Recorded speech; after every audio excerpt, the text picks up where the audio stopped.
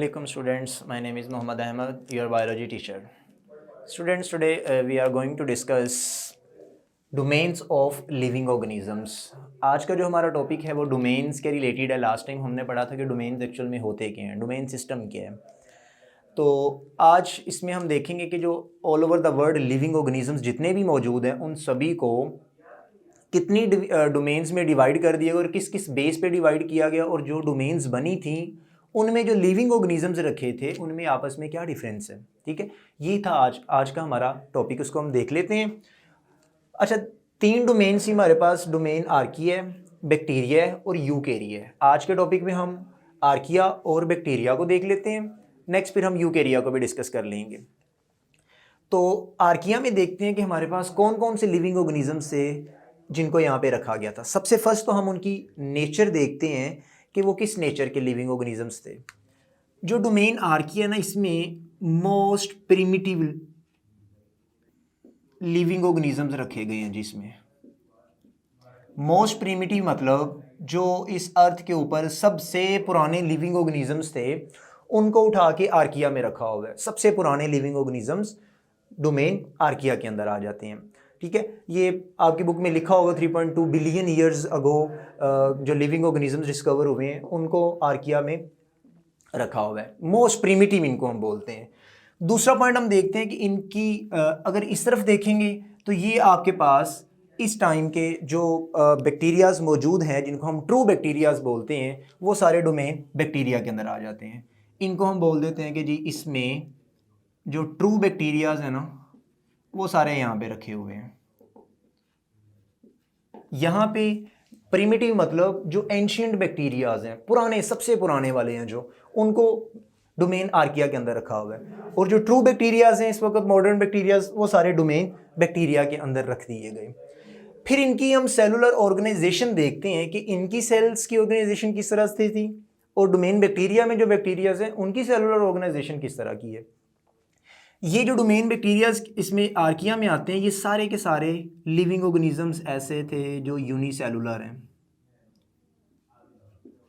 Unicellular organisms है सारे के सारे ये वाले. लेकिन अगर हम डोमेन बैक्टीरिया के अंदर देखें, इसमें मोस्टली तो आपके पास यूनिसेलुलर ही आ रहे हैं. लेकिन यहाँ पर कुछ इसमें कॉलोनियल भी होते हैं, कॉलोनीज बना के भी रह लेते हैं. कुछ इसमें फिलामेंटस भी हैं. ठीक है, जिनकी बॉडी में फिलामेंट धागे लाइक स्ट्रक्चर्स भी लगे होते हैं. कॉलोनियल भी हो सकते हैं, वो फिलामेंटस भी हो सकते हैं, वो यूनिसेलुलर भी मौजूद हैं. इसके अलावा ये क्लस्टर्स की फॉर्म में भी रहते हैं. क्लस्टर्स बनाकर भी ये रह रहे होते हैं. इस तरह की इनकी सेलुलर ऑर्गेनाइजेशन तीनों की इस तरह से होती है जो कि डोमेन बैक्टीरियाज में आ रहे हैं सारे. ये ट्रू बैक्टीरियाज हैं. उसके बाद हम देखते हैं कि इनके अंदर सेल वॉल मौजूद है. अगर है तो वो उसकी कंपोजिशन किस तरह की है. डोमेन आर्किया के अंदर भी सेल वॉल मौजूद थी और ये सारे के सारे प्रोकैरियोट्स हैं. ये भी आपके पास सारे के सारे प्रोकैरियोट्स हैं. ठीक है, इनकी जो सेल वॉल थी वो डिफरेंट केमिकल से मिलके बनी होती है. लेकिन जो आपके पास डोमेन बैक्टीरिया के अंदर ट्रू बैक्टीरियाज आ रहे हैं उनकी जब सेल वॉल की कंपोजिशन देखी गई तो वो उसके अंदर पेप्टाइडो ग्लाइकन लाइक केमिकल्स हमें मिले थे. पेप्टाइडो ग्लाइकन एक हमारे पास केमिकल कंपाउंड है जो ट्रू बैक्टीरियाज की सेल वॉल के अंदर हमें मिला. ठीक है, उसके बाद हम देख लेते हैं कि इनका हैबिटेट क्या है. जो एंशियंट बैक्टीरियाज थे वो किस तरह के इन्वायरमेंट में रहते थे और जो आपके पास ट्रू बैक्टीरियाज हैं वो किस तरह के इन्वायरमेंट के अंदर रहते हैं. जो तो आपके पास आर्किया में आती हैं एंशियंट बैक्टीरियाज थे, ये बच्चों रहते हैं एक्सट्रीम कंडीशन के अंदर.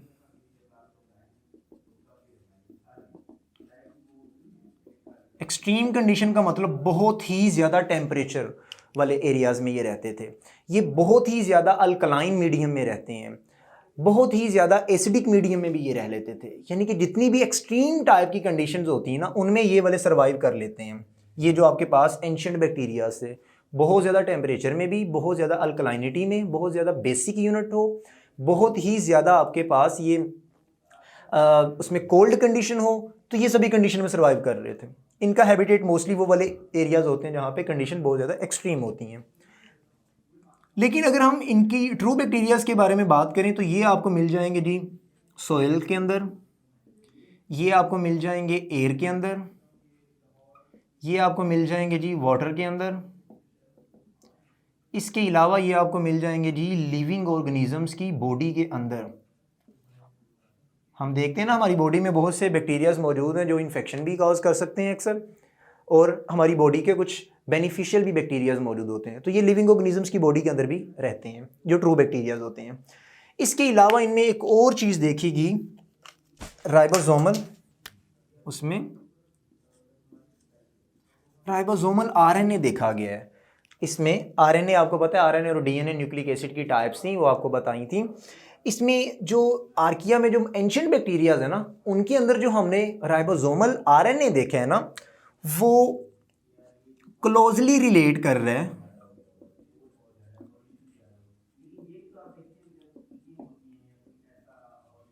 किन के साथ, यूकैरियोट्स के साथ।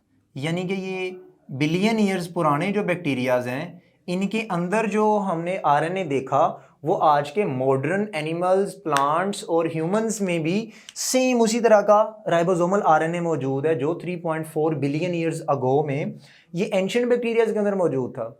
लेकिन यहाँ पे जो देखा हमने, जो ट्रू बैक्टीरियाज हैं, इनके अंदर जो राइबोसोमल आरएनए है वो यूनिक है, वो किसी और में मौजूद ही नहीं है। इसका जो राइबोसोमल आरएनए ये यूनिक है, ये किसी भी लिविंग ऑर्गेनिज्म के साथ इतना ज़्यादा मैच नहीं कर रहा, इतना ज़्यादा मिलता जुलता नहीं है। लेकिन यहाँ पे जो राइबोसोमल आरएनए है वो यूकैरियोट्स यानी कि मल्टी सेलुलर जो कॉम्प्लेक्स लिविंग ऑर्गेनिजम्स हैं उनके साथ बहुत ज़्यादा मिलता है। ठीक है, नेक्स्ट हम इसके अंदर देख लेते हैं कि ये एनर्जी, ये फूड कैसे लेते थे, ये फूड कैसे ले रहे थे, और ट्रू बैक्टीरिया फूड उनका सोर्स क्या है, वो एनर्जी कहाँ से लेते हैं।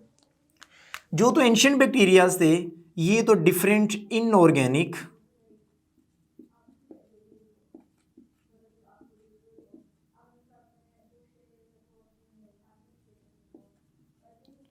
ऑर्गेनिक कंपाउंड्स पे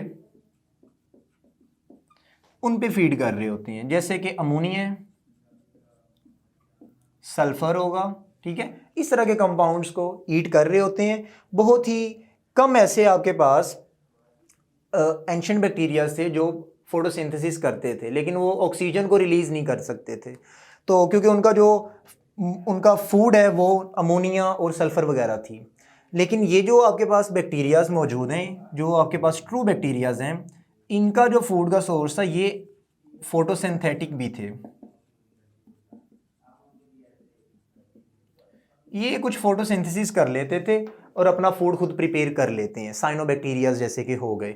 ठीक है, कुछ टाइप थे, लेकिन कुछ इसमें से क्या होते थे, होस्ट की बॉडी के ऊपर ही सरवाइव करके वहाँ से फूड ले रहे होते थे, होस्ट की बॉडी से फूड लेते थे। कुछ इनमें से फोटोसिंथेसिस करके अपना फूड खुद ही प्रिपेयर कर लेते थे। तो ये इनका मोड ऑफ न्यूट्रिशन था, खाने का मेथड इनका ये था।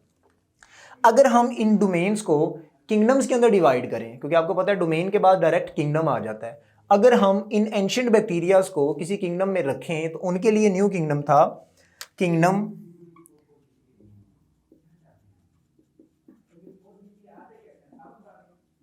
आर्कियो बैक्टीरिया, यानी कि ऐसा किंगडम जिसके अंदर एंशिएंट बैक्टीरियाज रखे हुए हमने, वो आपके पास किंगडम आर्कियो बैक्टीरिया था, जो कि डोमेन आर्किया के अंदर रखा हुआ था एक ही। लेकिन अगर डोमेन बैक्टीरिया का किंगडम अगर हम बनाना चाहें तो उसमें कौन सा किंगडम बन सकता है जी, इसमें बनेगा हमारे पास किंगडम यू बैक्टीरिया, क्योंकि ये ट्रू बैक्टीरिया है। ठीक है, इसको अगर हम किंगडम बनाएंगे तो इनका हम किंगडम यू बैक्टीरिया बना सकते हैं। नेक्स्ट अगर हम इसका देखें, इनमें कोई और करेक्टर डिस्कस हम जो कर सकते हैं वो है हमारे पास कि इनका इन्वायरमेंट में क्या रोल है और इनका इन्वायरमेंट में क्या रोल था। ठीक है, इनका एक्चुअल में ये था कि जो आपके पास एंशिएंट बैक्टीरियाज हैं हमारे पास, ये आपके पास बहुत सी डिजीज़ कॉज कर सकते हैं, बहुत सी इन्फेक्शन की रीज़न बन सकते थे। और इसके अलावा ये इन्वायरमेंट में क्या करते हैं, ये रिसाइकलिंग करते हैं, न्यूट्रिएंट्स की ना रिसाइकलिंग भी करवा देते हैं। ये वाले जो बैक्टीरियाज हैं, डोमेन जो बैक्टीरिया के अंदर यू बैक्टीरियाज आ रहे हैं, इनका काम था, ये भी एनिमल्स के अंदर, प्लांट्स के अंदर बहुत से इन्फेक्शंस की रीज़न बनते हैं, ठीक है। और इसके अलावा ये भी न्यूट्रिएंट्स को रिसाइकिल करते हैं। डिकम्पोज़र का नाम सुना होगा ना, बैक्टीरिया और जो फंजाई होते हैं वो कंपोजिशन भी करवाते हैं, तो ये बैक्टीरियाज डिकम्पोज़र का भी काम कर रहे होते हैं। इसके अलावा अगर हम इनकी एग्जांपल्स देखें तो ये वाले जो हमारे पास आर्किया में आ रहे हैं ना, मैंने बताया था ना एक्सट्रीम कंडीशन में रहने वाले ये बैक्टीरियाज हैं। तो सबसे फर्स्ट तो इनमें जो आ जाता है वो एक्चुअल में टेम्परेचर की बेस पे आ जाता है, जिसको इन्होंने थर्मोफाइट का नाम बताया हुआ है। थर्मोफाइल यानी कि ऐसे आपके पास एंशिएंट बैक्टीरिया जो बहुत ही ज़्यादा हीट वाले एरिया में रहते थे, हॉट स्प्रिंग्स के अंदर रहते थे, उनका नाम दिया हुआ है।